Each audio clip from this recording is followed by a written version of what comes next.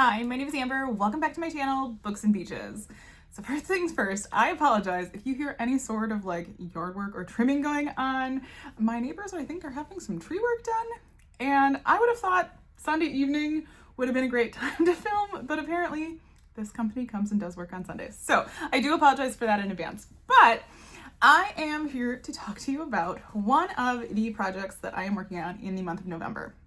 So my plan for November will probably end up bouncing all over the place, but I have two focuses that I would like to focus on. One of which would be like nonfiction November, and a lot of the book clubs that I'm a part of are doing nonfiction books for nonfiction November, or focusing on nonfiction. But my other one, which I'm sure will come as no surprise, is I would really like to do Netgalley November. Now, there may be like an official readathon, focus-a-thon, whatever you want to call it, for Netgalley November. I'll be honest, I haven't done that much research about it, but I have a plan of what I would like myself to do in November, because I have been slacking on many parts of my Netgalley this year, and so I thought it would be fun to focus on it in November and kind of take you guys along for the ride. So this video is more just to kind of introduce it, put my numbers out there, keep myself accountable.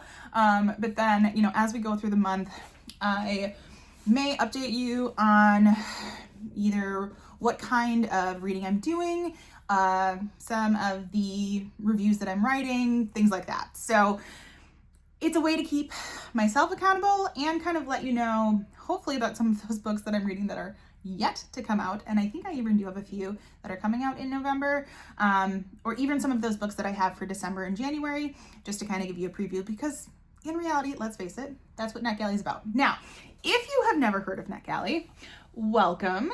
Netgalley, and I'm just trying to think, I'll have them linked down below, but it is, I don't even know if they have like a good description, but it says, they're sharing reviews and championing literacy.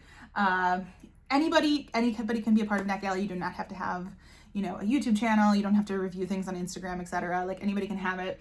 And it says request, read, and review easily in just a few clicks. And I think their website is very user-friendly to use. I've been trying to use one of the other review websites, and to me personally, that one is a lot harder to navigate.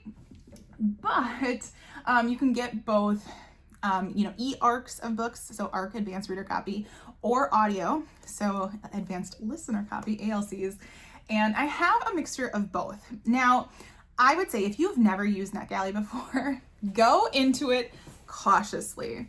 I did not when I first signed up for Netgalley, and it is why I think my numbers are so skewed, only because I went a little request happy.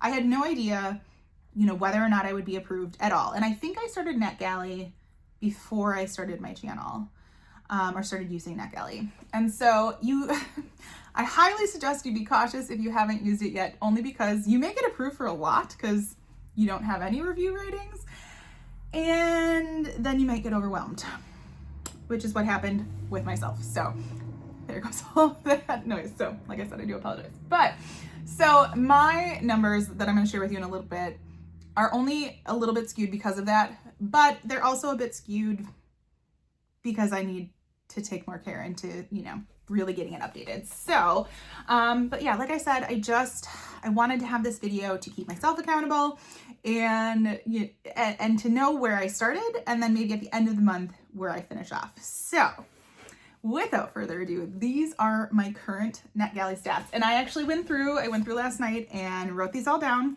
to help me get a better idea of where I'm at. So currently my Netgalley percentage is at 43%, which actually I don't think is too terrible. It's not terrible. Netgalley would love reviewers to have like an 80% feedback ratio.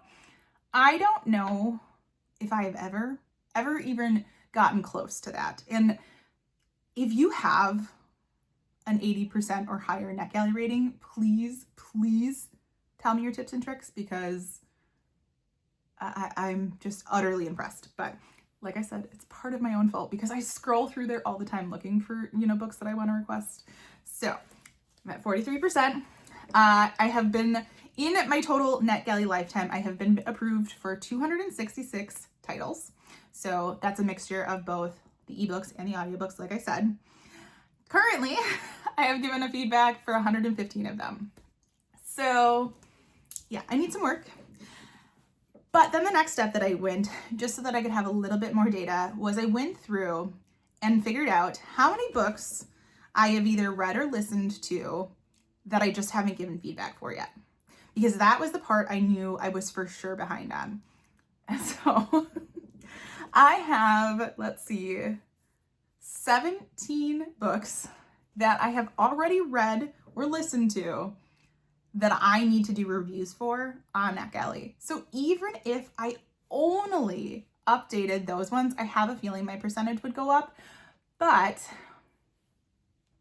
yeah, there's some more that I would like to read or that I'm in the middle of reading. So that is kind of my plan for November. Now, like I said, I'm also going to be focusing on nonfiction November.